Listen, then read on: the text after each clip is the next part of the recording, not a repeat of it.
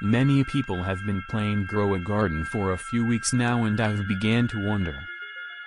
Can you actually beat Grow a Garden? It sounds like a stupid question. And to be honest, it is.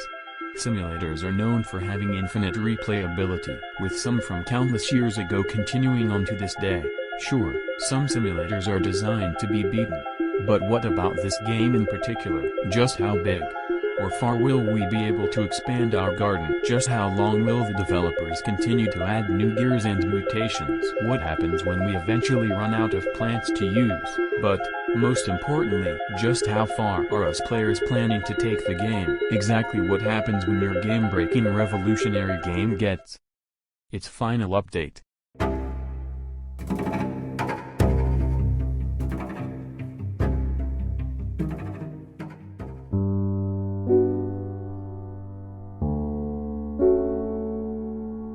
Grow a Garden is a relatively new game, releasing on March 3, 2025. So, what is the game about? The goal of the game is to grow a garden, the best one at that.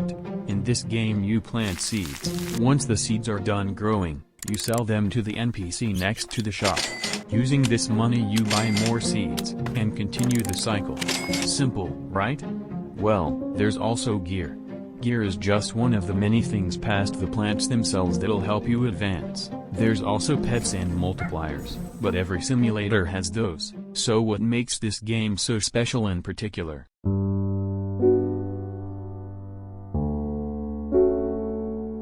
Mutations. Mutations could fall under the multiplier category, but they aren't just any multiplier.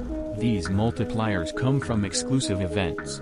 Some of these events happen often, almost multiple times an hour. Other events, like the Ascension event, can take days to happen. Some of these events are admin exclusive, meaning if you aren't in-game during the event you can go weeks without seeing it again.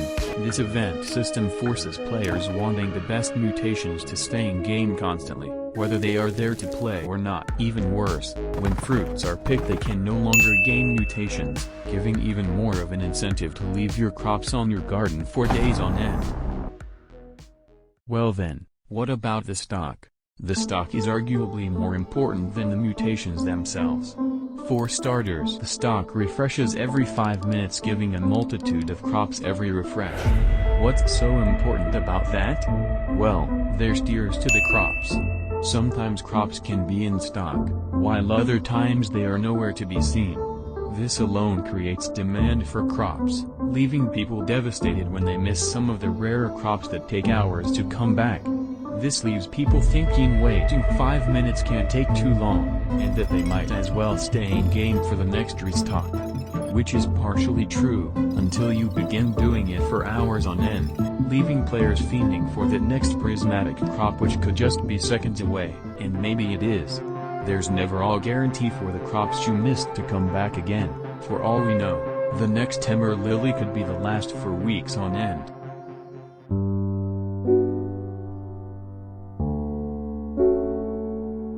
Pets in a Grow a Garden are an interesting topic.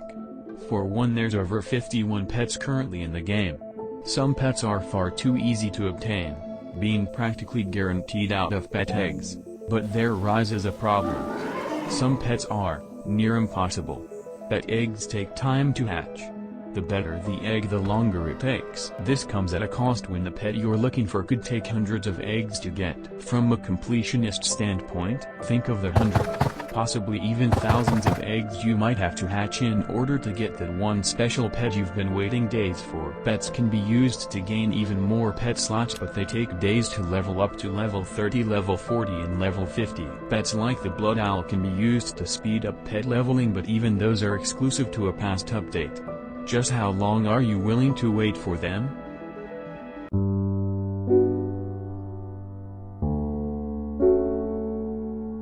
Exclusives are easily the most important factor when it comes to drawing in players. They keep you playing no matter what the circumstance may be. If you miss an exclusive event, there is never a guarantee it is coming back. Exclusives create this limited feeling within a game that keeps players playing countless hours. Take Candy Blossoms for example. These exclusive plants released in the April 19th Easter update, and are still considered the most valuable plants today. Just because it is exclusive doesn't exactly make it the best though. Take the moon mango for example. A plant exclusive to the Twilight shop in a past update. This plant costed 1 billion shekels to purchase, standing at the highest seed price to this day. While it can still sell for a hefty price, it is far from being worth its value and is often considered a meme fruit for the absurd price-to-sell price ratio.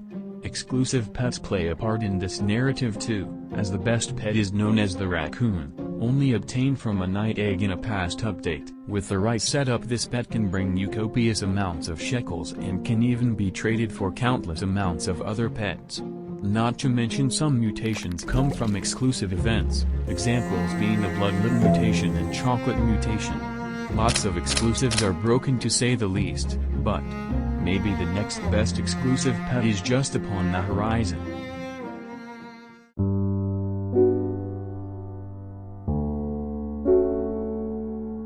Well, it depends. What do you define as beating Grow a Garden? Is it obtaining every single obtainable item available in the game? Pets, seeds, mutations, sprinklers, tools, absolutely anything and everything available to you? What about the specific niches that need to be filled? Do you just need every mutation on one plant? Or do you need every mutation on every plant available? Do you need specific sizes of plants? What about pets? How do you plan to obtain every single pet since the game's release? How about gear and cosmetics? Just how long would it take you even without the exclusives? Or maybe you consider having the best garden as beating the game in shekels or aesthetically? Just what exactly fits your criteria for a beaten game? Well, I'll tell you. It really is impossible. To get every pet level 100, every crop max mutations, every single little thing exclusive to even the game's beginnings seems difficult. Sure, it isn't impossible, but it sure isn't a feasible task for any normal one player. Some items are just too hard to get from pure skill alone, if any. Every question answered leads to even more questions asked. It's possible with the upcoming summer update the game we know today might turn into an entirely different experience. Nothing is stopping Jandel from creating things with impossible odds, yet nothing is stopping the community from finding impossible glitches. Maybe there is a silver lining within our ocean of thought. Maybe, just maybe, when updates begin to slow down and the community gathers together for that one lucky gardener, maybe it then would be possible to beat Grow a Garden. Thanks for watching.